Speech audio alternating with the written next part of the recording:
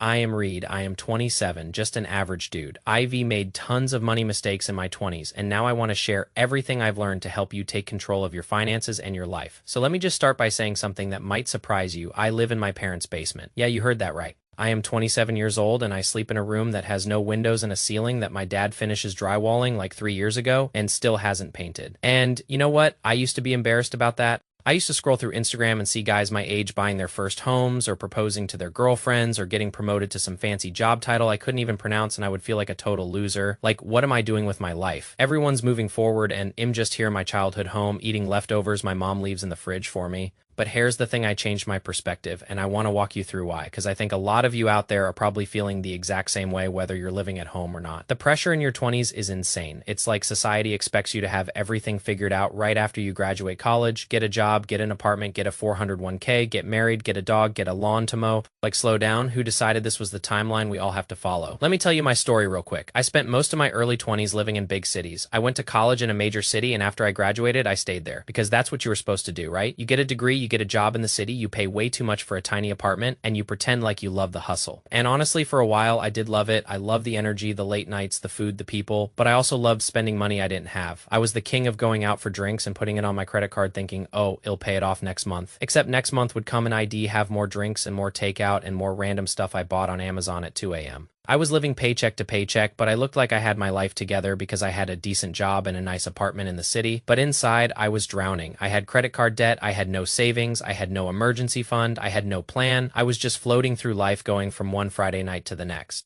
And then one day I sat down and actually looked at my bank account and I realized, oh shit, I have $400 to my name and I owe $2,000 on my credit card and I have rent due in a week. And I remember just sitting there in my apartment feeling my stomach drop, like, how did I get here? How did I let this happen? That was my wake-up call, and I knew something had to change. So I made a decision that felt terrible at first, but turned out to be the best move I ever made. I decided to move back in with my parents, and let me tell you, that was a hard pill to swallow. I remember packing up my stuff and thinking about what my friends would say, thinking about how old I was and how embarrassing this was going to be, thinking about how my dad would give me that look like. I told you so, but I did it anyway because I knew I needed a reset. And now looking back, I can tell you with complete honesty, it was one of the best decisions I've ever made for my financial future. And I want to break down why, because the numbers don't lie. The average rent in a major city right now is like $1,500 to $2,000 a month for a one-bedroom. Add in utilities, groceries, transportation, and just the basic cost of existing, and you're looking at probably $25,000 to $30,000 a year just to be alive. That's money that could be going toward savings, toward paying off debt, toward investing, toward building a life that actually matters. By living at home, I am saving roughly $18,000 a year on rent alone.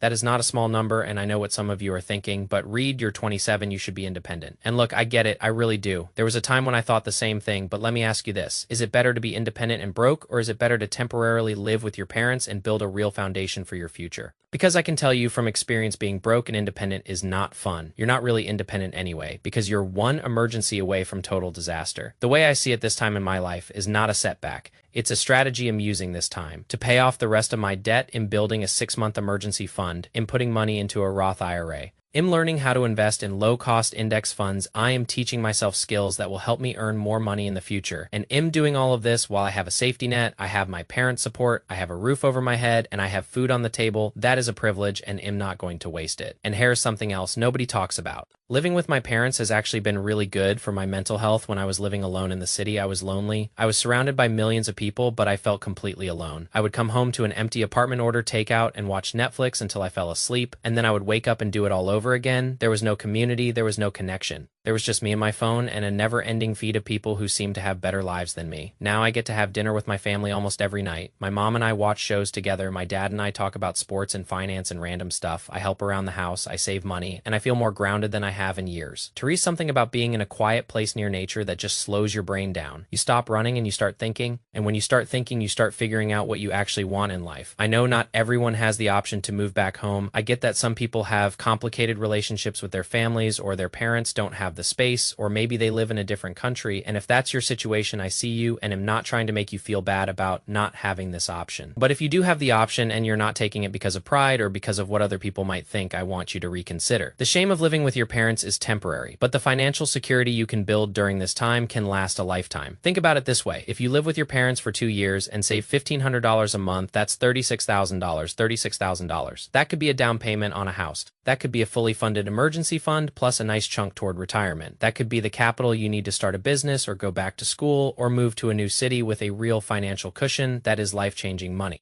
And all it costs you is a little bit of pride and a few jokes from your friends, who, by the way, are probably also struggling financially, but just doing a better job of hiding it. Because here's the truth, most people in their 20s are struggling, even the ones who look like they have it all together. I used to look at my friends who had fancy jobs and nice apartments and think, wow, they really made it. Until one of them called me at 2 a.m. crying because they maxed out their credit card and didn't know how to make rent. Another friend was driving a nice car but told me he had less than $1,000 in savings. Another one got a big promotion but was so stressed out and miserable that he started having panic attacks. The point is, you never know what someone's actual situation is. Social media is a highlight reel. People post the vacations, not the debt. They post the engagement ring, not the arguments about money. They post the new car, not the 7-year loan with 18% interest. So I stopped comparing, and I want you to stop comparing too. Your 20s are weird, man. They are by far one of the strangest phases of life. Look around at your friends. One of them is getting married. One of them is still partying every weekend. One of them is traveling the world. One of them had a kid. One of them is grinding at a corporate job. One of them is broke and living at home. One of them is already retired. Everyone is on a completely different path, and none of them are wrong. The only wrong thing is thinking that your path has to look like someone else's. I spent way too many years comparing myself to others. I would look at someone who made more money than me and feel inadequate. I would look at someone who traveled more than me and feel like I was missing out. I would look at someone who had a relationship and feel lonely. But comparison is a thief. It steals your joy. It steals your peace. It steals your ability to see what you actually have. And what I have right now is a lot.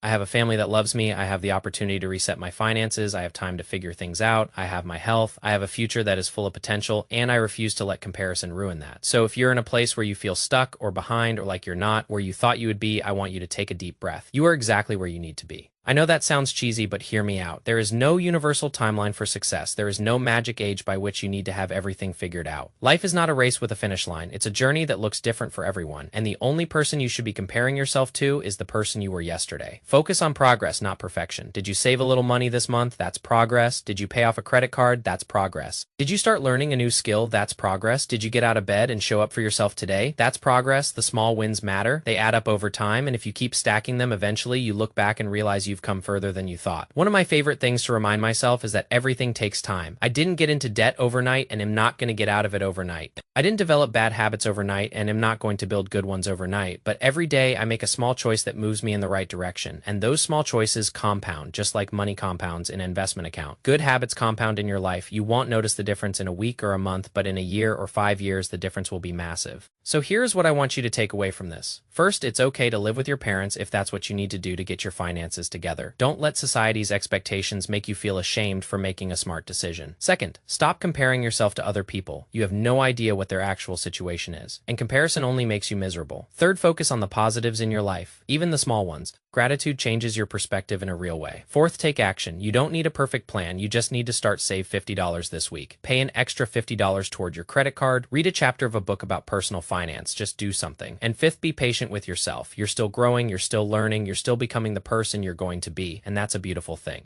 You don't need to have it all figured out right now. Nobody does. Anyone who tells you they have it all figured out is either lying or delusional. We are all just figuring it out as we go. Some of us are just more honest about it. Living in my parents' basement at 27 is not where I thought I would be. If you had told 18-year-old Reed that this is where he'd be at 27, he would have been so disappointed. But 27-year-old Reed sees it differently. I see the opportunity, I see the growth, I see the foundation I'm building, I see the freedom that financial discipline will bring me, and I am more optimistic about my future than I have ever been. So if you're out there feeling lost or stuck or behind, just know that you are not alone. So many of us are in the same boat, and it's okay. It's more than okay. It's part of the process. Trust the journey. Take it one step at a time, and remember that everything is going to be all right. Maybe not today, maybe not tomorrow, but with time and effort and patience, things will fall into place. You're on your own path. You don't have to do what everyone else is doing. You don't have to follow the script that society wrote for you. Write your own story at your own pace. And be proud of where you are right now, because it is leading you exactly where you need to go. Peace.